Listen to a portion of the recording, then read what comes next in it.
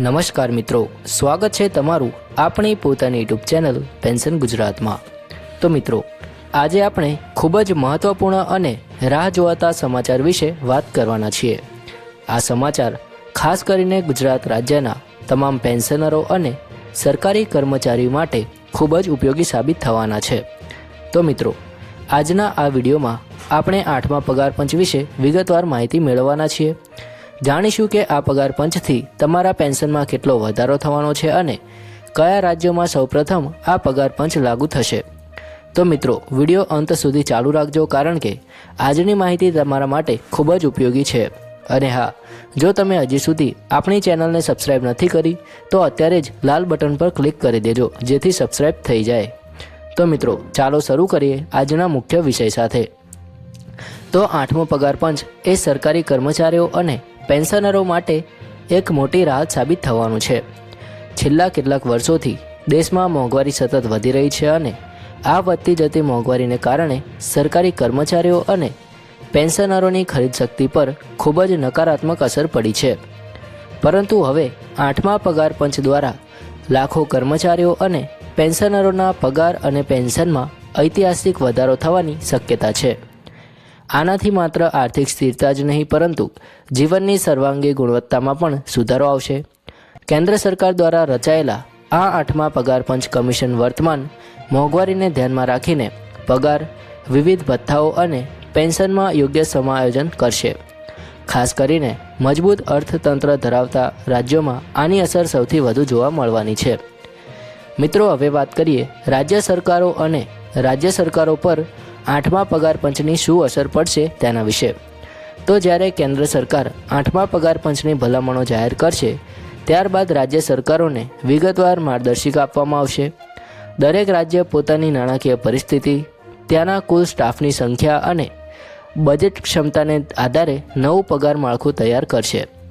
બધા રાજ્યોએ એકસાથે આ પગાર પંચ લાગુ કરવાની કોઈ ફરજ નથી, પરંતુ અગાઉના પગાર પંચોનો ઇતિહાસ જોતા મોટાભાગના રાજ્યો આને તાત્કાલિક લાગુ કરવા તરફ આગળ વધશે।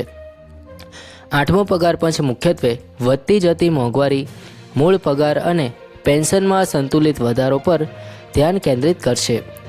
ફિટમેન્ટ ફેક્ટરની મદદથી પગારને નવી ઊંચાઈએ પહોંચાડવામાં આવશે, જેનાથી કર્મચારીઓની ખરીદ શક્તિ નોંધપાત્ર રીતે વધશે। મિત્રો, ફિટમેન્ટ ફેક્ટર એટલે શું? તો ચાલો સમજીએ કે ફિટમેન્ટ ફેક્ટર એ એક ખાસ ગુણક છે જેના આધારે જૂના પગારને નવા પગાર માળખામાં રૂપાંતરિત કરવામાં આવે છે। જો આ ફિટમેન્ટ ફેક્ટર 2.8 અથવા 2.886 અથવા તેથી વધુ નક્કી કરવામાં આવે તો તમારા પગારમાં 2.5 થી 2.6 ગણો વધારો થવાની શક્યતા છે। અગાઉના પંચોમાં પગાર પંચોમાં સરેરાશ 20 થી 25% વધારો જોવા મળ્યો હતો। આ વખતે પણ આવી જ અપેક્ષા રાખી શકાય છે। આનાથી કર્મચારીઓનું મનોબળ વધશે અને કાર્ય ઉત્પાદકતામાં પણ સુધારો થશે। જેમાં રાજ્યો માત્ર પગાર વધારો જ નહીં કરે, પરંતુ HRA એટલે કે હાઉસ રેન્ટ અલાઉન્સ અને TA એટલે કે ટ્રાવેલ અલાઉન્સ જેવા વિવિધ ભથ્થાઓ પણ યોગ્ય રીતે સમાયોજિત કરશે।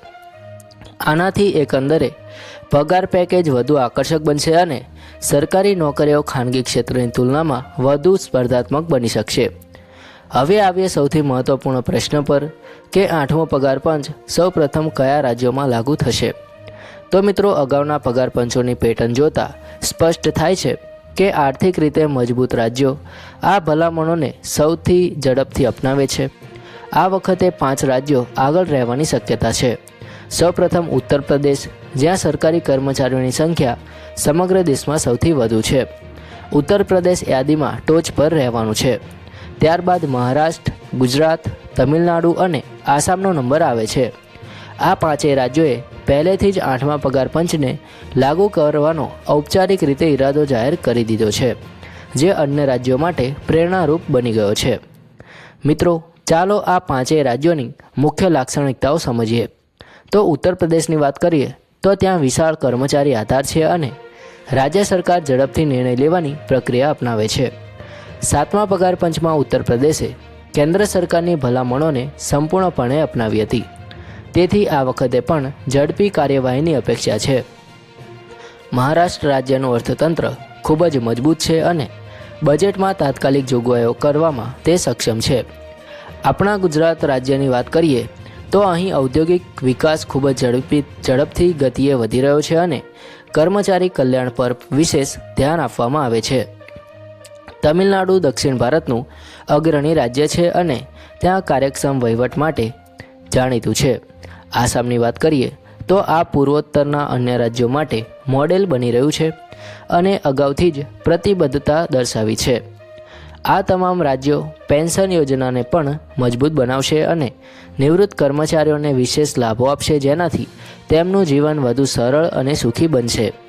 હવે આવીએ 8મા પગાર પંચના સૌથી મહત્વપૂર્ણ ભાગ એટલે કે ફિટમેન્ટ ફેક્ટર દ્વારા પગાર અને પેન્શનમાં થનારા વધારા પર. તો મિત્રો, ફિટમેન્ટ ફેક્ટર એ 8મા પગાર પંચનું કેન્દ્રીય અને સૌથી મહત્વપૂર્ણ તત્વ છે. આ એક ખાસ ગુણક છે જેની મદદથી જૂના પગારને નવા પગાર મેટ્રિક્સમાં રૂપાંતરિત કરવામાં આવે છે. જો આ ફિટમેન્ટ ફેક્ટર 2.8 અથવા 2.86 અથવા તો તેથી વધુ નક્કી કરવામાં આવે તો પગારમાં 25 થી 30% સુધીનો વધારો થઈ શકે છે. રાજ્યો પોતાની નાણાકીય ક્ષમતા અનુસાર આ અંગે નિર્ણય લેશે, પરંતુ કેન્દ્ર સરકારની ભલામણો તેમના માટે માર્ગદર્શન બની રહેશે. જો કેન્દ્ર સરકાર સીધી રીતે આ ભલામણો અપનાવે તો ઉત્તર પ્રદેશ અને મહારાષ્ટ્ર જેવા રાજ્યોને સૌથી વધુ ફાયદો થવાનો છે. મિત્રો, જૂની પેન્શન યોજના હેઠળ આવતા લાભાર્થીઓને પણ નોંધપાત્ર રાહત મળવાની છે. મોંઘવારી ભથ્થું એટલે કે ડિએનએસ એલાઉન્સને મૂળ પગારમાં સમાવિષ્ટ કરવામાં આવશે, જેનાથી કુલ આવકમાં વધુ વધારો મળશે.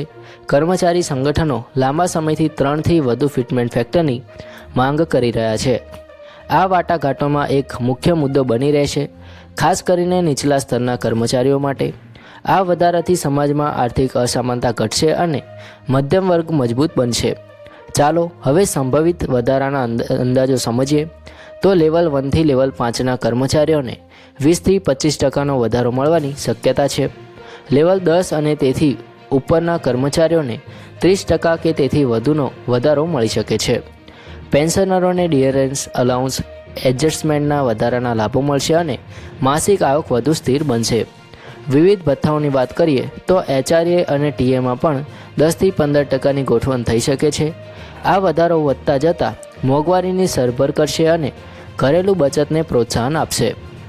લાંબા ગાળે જોતા આનાથી અર્થતંત્રને પણ નવો વેગ મળશે, કારણ કે લોકોની ખરીદ શક્તિ વધશે અને બજારમાં માંગ વધશે. મિત્રો, હવે આવીએ 8મા પગાર પંચ અમલીકરણની પ્રક્રિયા પર. તો જ્યારે કેન્દ્ર સરકાર ભલામણો જાહેર કરશે ત્યારબાદ વિગતવાર માર્ગદર્શિકા જાહેર કરવામાં આવશે.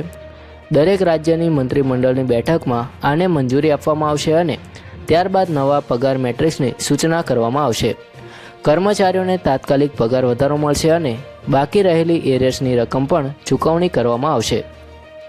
રાજ્યો ઈચ્છે તો પોતાની સ્વતંત્ર પગાર પંચ સમિતિઓની સ્થાપના કરી શકે છે અથવા તો કેન્દ્ર સરકારના અહેવાલ પર સીધો આધાર રાખી શકે છે. આને આગામી બજેટ સત્રમાં સામેલ કરવામાં આવશે, જેથી 2026 સુધીમાં ઘણા રાજ્યો આને અમલમાં મૂકી શકે. પેન્શન ભંડોળ માટે ખાસ નાણાકીય જોગવાઈઓ પણ કરવામાં આવશે, જેથી કર્મચારીઓને કોઈ મુશ્કેલીઓ ન પડે.